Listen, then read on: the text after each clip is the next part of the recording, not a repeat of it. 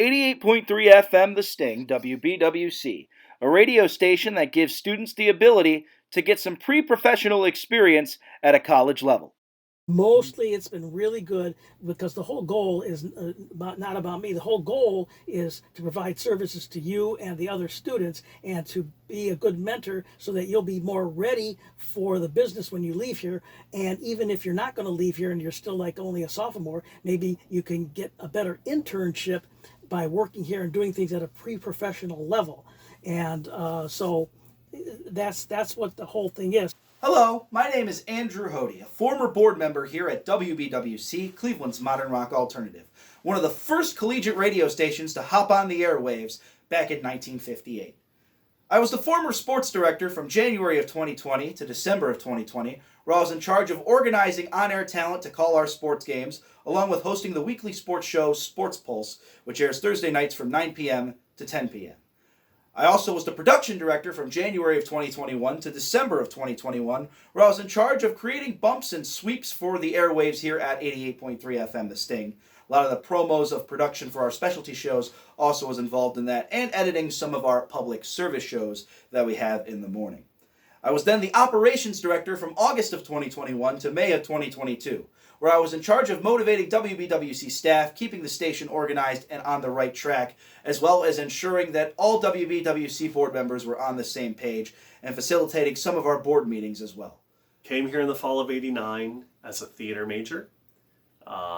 Did that for about a year, a little less than a year, and really fell back on the radio station as kind of like my second plan. I had done radio since I was 16 back at home in Pennsylvania. I don't recall if I started in the fall of 2001 and went into the 2002 season, or started in the fall of 2002 and ended in 2003. I can't remember. I remember that after my first year there, at the end of my first year, the students got me an embroidered blanket with a corner that said WBWC 2002, but I don't remember. As silly as that sounds, I don't remember. Hasn't really been that important. About 20 years. Started as a freshman in 1972 and got the back then you had to go to the Federal Communications Commission office in Detroit, Michigan to take the third class FCC test. And if you didn't pass that test, you wouldn't get a license from them to be on the air. Fortunately, I passed the test. It was on the air sometime in October or November. WBWC has been a great starting place for many students at Baldwin Wallace University to begin their careers in the broadcasting and communications field. And many people from WBWC have had some terrific memories along the way. Obviously, the first time I went on air in any capacity, you remember that. First game I did, my first ball games that I engineered were for Matt Underwood, who has since gone on to be one of the announcers for the Indians in both radio and television, continues to do that. Those things stick in my mind. But I remember a lot of things in the period, like how we handled the Gulf War happening. We did a lot of special stuff with AP. We used AP to a huge extent. It was our main feeder of news at 100 watts. We were able to do things that any other commercial radio station would do. I was doing a marathon with a student. It was the day before the Police were playing in Cleveland.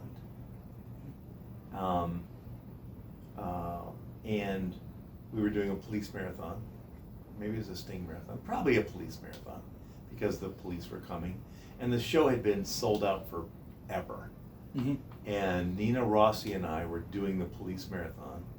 And it was probably, 11 or 12 that night. And their management called and said, "Oh, we've been listening all day. We have tickets for you two tomorrow to the concert." Mm-hmm. And that was cool. That was really cool. And I gave my ticket to Nina and said, "Get a date and go because you deserve it." So I didn't go. I said, "Bring me a t-shirt." So I still have the t-shirt. It's the Hard Rock Heavy Metal Attack, and different people students hosted it with me. Hard Rock show Friday nights. I also did a punk show on Friday nights for several years, And after that, I've been filling in on the Golden Age of Rock and Roll, as well as Tom Lamoureux Sunday Night at the Oldies, as we move up to today. And I've been hosting and working on the Golden Age of Rock and Roll as the host, the fill-in host for right now. WBWC also has big plans to move to Loomis Hall sometime in the near future on the campus of Baldwin Wallace University. What I'm trying to do is take that opportunity to modernize the station, to give it a more public face and a cooler spin, cooler vibe, kind of, as well as making it more public and interesting, and more efficient. So I'm trying to do things with technology and workflow that make more sense, as well as create office spaces that are usable and more efficient than what we have, as well as being able to get rid of the things we don't use very much and adding things that we should have for both the radio station and our department. So for example, we currently have a production studio. Almost no one uses that production studio because we don't do production in real time anymore. Almost all the editing and production we do is in the computer. So I don't feel the need to recreate a production studio in this building in the same way that we'd have it over there. So instead, we're going to have a recording studio around the corner here, and it's going to have its own soundboard and computer for recording. But then after you record bands or tracks, you can take that information to either one of our labs. We've got a Premiere lab, or we've got a Mac lab. So regardless of what programs you want to work in, Audition or Logic or something else, we have the ability to do that. And I will maintain a studio of sorts where if you have something you want to digitize, you got a reel-to-reel that you want to digitize, or an album you want to digitize, or anything like that, those things will still be able to happen, still be able to do production. But I'm trying to be more industry standard in terms of the way we do things with digital technologies, the interconnection of rooms.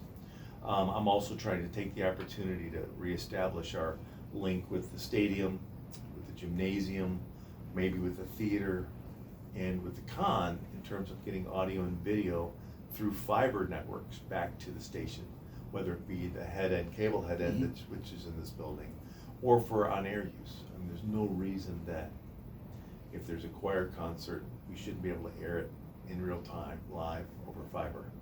Or if there's a football or basketball game or anything else happening in the gym, we should be able to interconnect with that in a way that is less onerous with higher quality. So easy, be nice to be able to just plug in and be on the air without having to worry about some of the older technologies. So WBWC plans to move to Loomis Hall this upcoming fall, with a move from Strosacker Hall, the student union, which is right across from the Loomis building itself as well. Plenty more have gone into the legacy of the station and will be transferred over to Loomis Hall this upcoming fall. Plans are still in the works for specifics on dates and whatnot for everything moving over, and WBWC's legacy will continue onward in a new space. Very exciting to see. Thank you to John Basala, Todd Richards, and Joe Tarantowski again for agreeing to interview with me for this film documentary. Hope everyone has a wonderful day. Thank you very much, and keep on rocking on the radio.